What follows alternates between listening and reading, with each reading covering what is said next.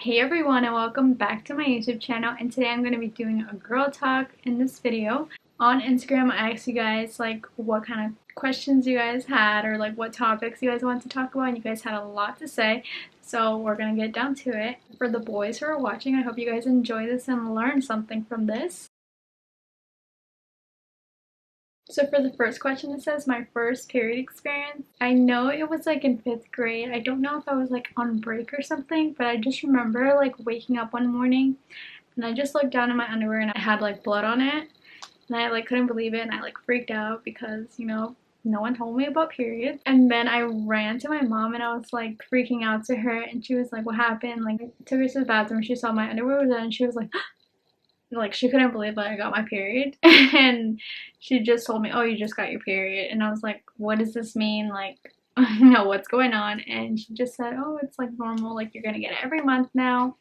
And honestly, being in 5th grade, it was like really hard to like be on your period. But I don't know if anybody else in my family said congrats or like if they were shocked. I don't know why that in my head is like a blur. I know like other people, they're like, oh, I got flowers, I got thank you letters. Not thank you letters, or like, oh my gosh, like congrats letters. I don't remember anyone doing that for me, I think like my mom and dad just were like in shock, and that was it. The next question, it says, what do you use to help for period pains? When I first got my period, I used Multigen. It's like an orange bottle. Yeah, I used the pill version of it, and that had like 100 milligrams, and that helped me out for like a while. And then I switched over to ibuprofen and I got the 200 one. And also I don't really like pills, so like the pills that I had to get were like the first pills.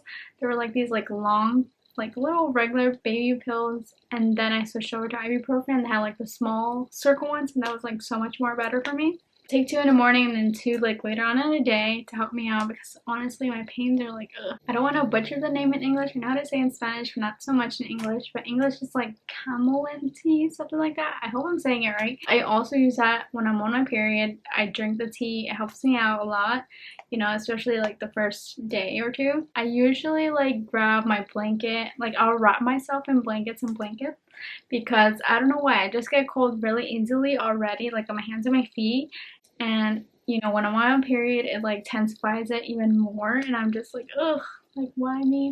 I know like some people like they wrap themselves in blankets and they have to like sleep through it and they have to like sweat it out. When I walked home from school, it would be so hot out and I'll have a jacket and jeans on, and I would still feel cold like when I got my period. And people are like, aren't you hot in that? I'm like, no, like I feel cold. And I don't know why my body was like that. But also what helps me is chocolates. I don't really like chocolates at all. I'm more like a sour type candy person, but when I'm on my period, I like love chocolates. I love like everything that has chocolate in it. So I feel like that also helps me. For some people, it doesn't help them, but for me, yes, of course it helps. So for the next question, what if you used to get your period and it changes to less days the next month? So for me, like I used to have my period for like 7 days completely. Once I got into like high school, like changed to like 5 days. So I told my doctor that, and they said no, that's like pretty normal. But I feel like it's not normal if it changes like every single month. Like you get 3 days or 5 days. Like I don't think that's normal. Mine just stuck to like 5 days or like 6 days, and that was it. I know like some people, they do have it for like only 3 days. Like an old friend of mine, she had it for like 3 days, and those were like the worst 3 days for her. And I just felt so bad for her, because people who have it for 3 days like literally get like all of the pain that you would feel. So this question says, are menstruational cups better than tampons? I don't use any of these like products. I don't use tampons. I don't use menstruational cups because that's just not for me. But I've heard that menstruational cups are better than tampons, just because like money wise, like you save so much money. I've heard like people use their same menstruational cup for like a whole year and they're totally fine. But with tampons, like I've heard a lot of horror stories, and I think that's why I stayed away for tampons for so long. Get stuck up in there, and like people don't know like the right size.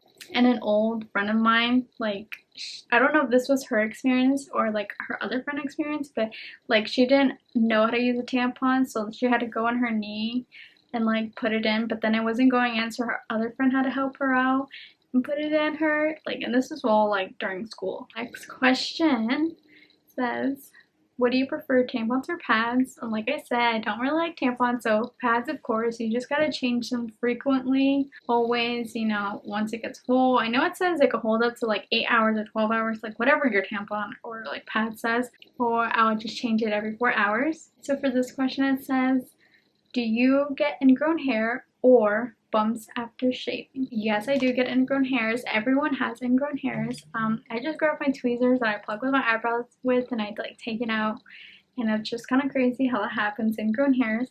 I am trying to look for a product to help with ingrown hairs so that it can stop, you know, because it's kind of annoying just like taking it out. And for the question with the bumps after shaving, yeah, I do get bumps after shaving sometimes. Sometimes it could be like the product I use that irritates to like your skin, and that's why you get bumps. When I do get bumps, I just put like oil on me. It helps my skin at least to feel better. And now we're gonna switch the questions up. And this question says, how do you get a guy to like you? This is gonna sound really cliche, but just be yourself, because I wouldn't want to be with someone who's like completely fake when I meet them the first 3 months, or like we're talking the first 3 months and then like start dating and they like switch up completely. So that's what I would say, how to get a guy to like you. Just like be yourself, or like find something in common that you guys both like. And if it doesn't work out, it doesn't work out. For this question, it says, how do you start off a conversation with someone you really like? So I would say just start talking to them like a normal like person would, you know, just having normal conversations. I wouldn't say go like straightforward and be like, hey, like I like you. For some people, I don't think that's the route that, you know, they would go or feel that confident to do. And then later on, I guess you can like start figuring out how they are, because I am an observer, so I like to like watch what people are doing. So this question right here says, my best friend is dating someone I like / told her about. How should I go about it? That is not your best friend if they're dating someone that you told them that you like or you're like interested in. Unless you guys had a conversation saying like, hey, I like this person, and you guys both like this person, then like, you know, whichever one he chooses, that's totally different. But if your best friend knows that you like this person and then they start talking to him, it's not really your best friend. Like, I feel like it's kind of like weird that she would go after someone that you like, unless you guys are like identical, like in picking men. But honestly, that's like kind of messed up. I would say reconsider that best friend. I'm tired of an on again, off again relationship. I want something serious. It's really hard to let go of people, or like let go of that cycle that you're in that is not healthy. It's not healthy for you or that person or your mental health or your emotional, you know, everything. Just focus on yourself. Like, go into a relationship with intentions of like being serious, and you have to communicate that with the other person you want to be with, because sometimes people just date just to date and they don't want like something serious. It just kind of messes up yourself for that next relationship, because then you're gonna think, well, this person is kind of like doing the same thing as my old relationship, so I don't see anywhere like going with this relationship. And you might not notice it, but you'll do it in every single new relationship that you'll be in. Definitely just like break it off and like take time for yourself first before going into a serious relationship. This one says, I don't want to be in a relationship. How do I get out? Just break up with that person. Unless he's a psychopath, I would say get police involved in that, because a lot of people, they stay in a relationship, that person threatens them to be with them, and I think that's kind of messed up, because if you don't want to be with someone, you shouldn't have to be with somebody, or you shouldn't have to make someone else feel like they have to be with you because of like X, Y, and Z.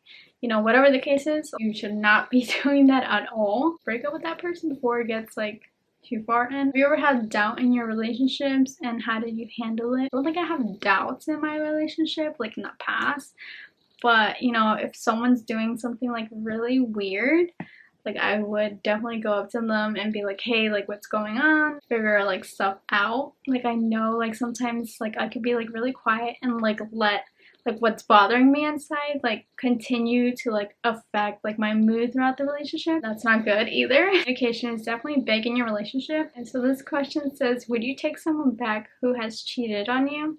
Absolutely not. That's a big no for me. Like, I've always said it, like, someone cheats on you, they're not worth your time for a second chance. You get me? You know, cheating is cheating, and it's like really messed up, and it like does affect a person who has to deal with that. And I hate those people that kind of like root for those couples to be together because they're like so cute, and even though their partner cheated on them, they just kind of swipe it aside. So like for me, like no, I wouldn't ever go back to someone who has cheated on me. I think that's like kind of messed up. I wouldn't want to be with someone who doesn't want to be with me. If you don't want to be with that person, you don't really have to cheat on them. Just like let them go. You can't have best of both worlds. I feel like that's so dumb. How do you maintain friendships? So for me, to maintain a friendship, I would say trying to communicate with them, because my life before the pandemic happened, I was so busy with school and work, and I was just like back and forth, or just like text each other once in a while, send out a message to reach out. I feel like you would have to like schedule like dates or like hang out once a month or something. Okay, so this question says fake friends question mark.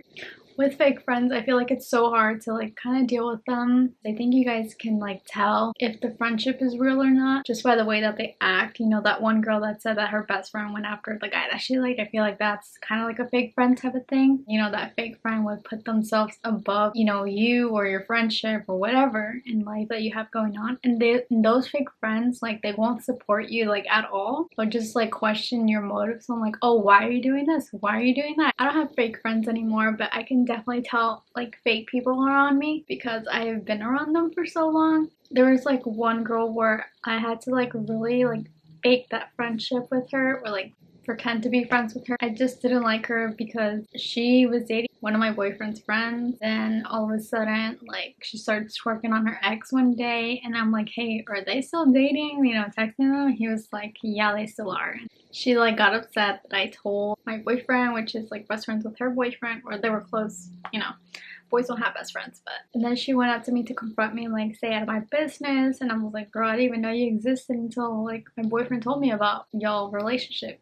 I find that funny, and then I had to pretend to be friends with her. But since we weren't like really friends, and I was just trying to fake a friendship, and I'm pretty sure she was trying to fake the friendship, I knew that her boyfriend was cheating on her with like his coworkers. Like they would, do the nasty, and then he would go back to her, and then they will do the nasty. And we weren't friends, so like why would I tell you anything? So now moving on to the next question. It says, do girls prefer confidence or personality if they could only choose one? Well, definitely personality, just because you can see if this person is like really for you, or you guys have like some type of like common ground. And if not, then you'll just like that they're a totally different person than you, or in the stuff that you didn't know that you would like, you would like start to like. Confidence. I like a guy who has confidence, but sometimes it just comes out like they're a douchebag, and it's just not it, it's not cute. Thank you everyone so much for watching. That is the end of Girl Talk. I hope you guys enjoyed it as much as I did making it. It was a lot of fun answering you all's questions, just because, I didn't think I would get like any responses or anything. We did talk about a lot of things here, and I hope my advice like helps you guys out. Just comment, like, and subscribe if you want to see more, and see you guys in next time. Bye.